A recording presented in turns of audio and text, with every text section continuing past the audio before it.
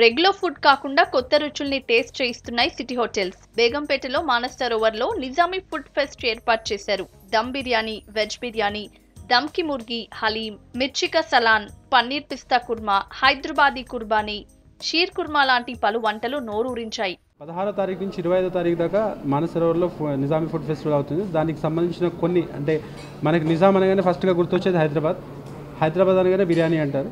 So బిర్యానీతో పాటు చాలా రకాల వంటకాలు మన దగ్గర ఉన్నాయి. సో దాన్ని బుఫే లాగా మేము చేస్తున్నాము. Nizami murg and paya shorba, Mem Sahib ki biryani, so chicken biryani and గోల్కొండకి కాస్ బిర్యానీ, కీమా ఉస్మానియా, ఇవి వచ్చి మెయిన్ కోర్స్లో. స్టార్టర్లో వచ్చేసరికి మనకి తవా మచ్చి, దాంతోపాటు లుక్మీ కబాబ్, బోటీ కబాబ్, పాయా షోర్బా, ఇలాంటి వెరైటీలన్నీ ఉన్నాయి మన దగ్గర. ఫ్యాషన్ ప్రియుల కోసం సిటీలో ఓ జాతీయ స్థాయి ప్రదర్శన ఏర్పాటు కానుంది.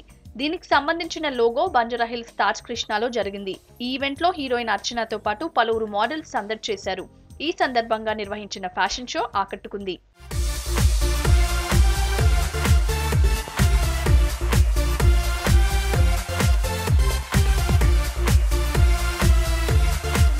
మన హైదరాబాద్ నుంచి 5 group of friends కలిసి I think they've started this exhibition. First of all, I'd like to congratulate them and wish them with good luck. And exhibition 20th, 21st, 26th జరగబోతుంది. So you all should be here. It's a lifestyle exhibition and I'm sure you'll like it.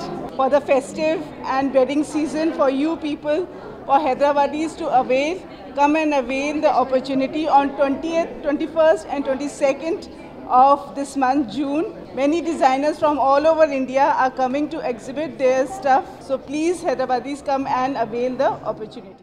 సిటీలో సందడి చేసింది heroine Rakul Preet Singh. బేగంపేటలో జరిగిన 64వ Jio Filmfare awards south 2017 meet and greet event లో పాల్గొంది. Filmfare awards కి తను నామినేట్ అయినట్టు చెప్పింది. అలాగే కొన్ని తెలుగు, తమిళ సాంగ్స్ ని సెలెక్ట్ చేసుకొని ఫిల్మ్ఫేర్ అవార్డ్ లో పర్ఫార్మ్ చేస్తున్నట్లు చెప్పింది Rakul. The nook and corner of our country, the interiors, everybody knows about Filmfare Awards, and even when I grew up watching Filmfare, and it still takes me back there, and it still feels like a dream every time I have an association with Filmfare. So thank you so much, and I hope that it continues.